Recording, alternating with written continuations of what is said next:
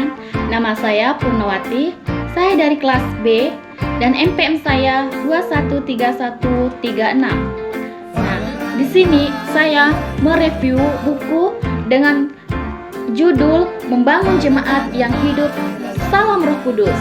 Nah, di sini ditulis oleh Romo Alois Budi Purnomo PR. Covernya sangat cantik dan ada motif-motifnya. Meskipun motifnya tidak banyak, tapi cukup menarik motifnya. Terus ini cover belakangnya. Di sini terdapat daftar isi yang memiliki 103 halaman. Yang bab pertama, saya akan menjelaskan model pembangunan jemaat yang hidup dalam Roh Kudus menurut Kisah Para Rasul. Selanjutnya, saya akan menjelaskan peranan Roh Kudus dalam 4 fungsi pokok gereja. Yang poin pertama, membangun jemaat melalui karigema dan martimea. Membangun jemaat yang hidup dalam Roh Kudus digambarkan dalam KIS melalui pewartaan. Inilah yang dimaksud dengan karigema. Istilah karigema berasal dari bahasa Yunani, yaitu kerygema, yang berarti tindakan, pewartaan, atau juga pesan yang diwartakan.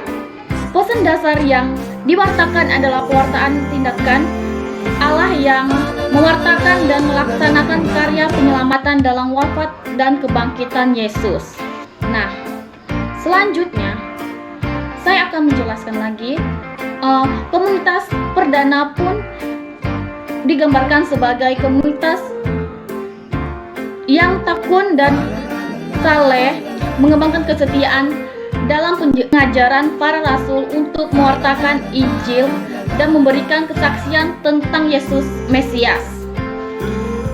Sebagaimana Yesus melakukan karya penyelamatannya dengan menerima argumen Roh Kudus demi gereja melalui pewartaan karya penyelamatan Allah dalam Yesus Kristus dan memberikan kesaksian iman akan Yesus sebagai Tuhan dan Kristus sejak Roh Kudus dianugerahkan kepada gereja.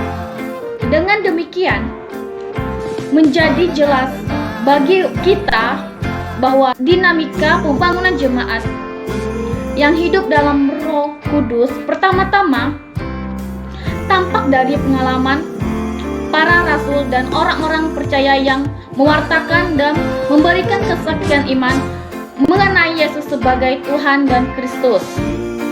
Nah, selanjutnya, Yesus adalah seorang yang ditentukan oleh Allah. Di sini dikisahkan di Kisah Para Rasul bab 2 ayat 22. Bab kedua, kita mengenai membangun komunio pneumatik.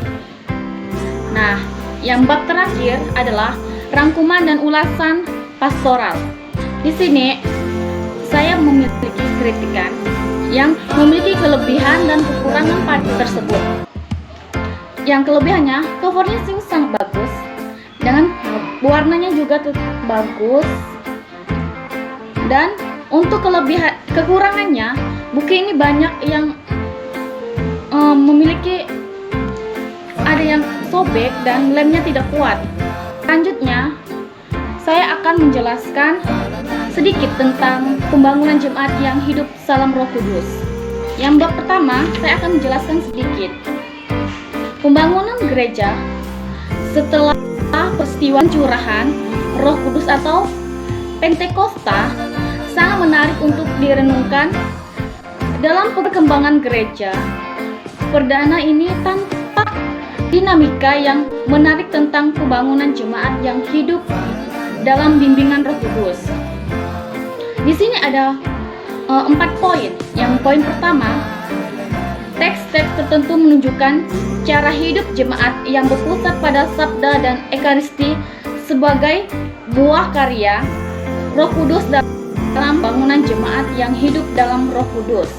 Yang poin kedua, kita membahas tentang Roh Kudus mendorong dan menggerakkan para rasul dan umat beriman dalam melaksanakan tugas perutusan melalui pewartaan, yaitu kerigma dan kesaksian metanoia.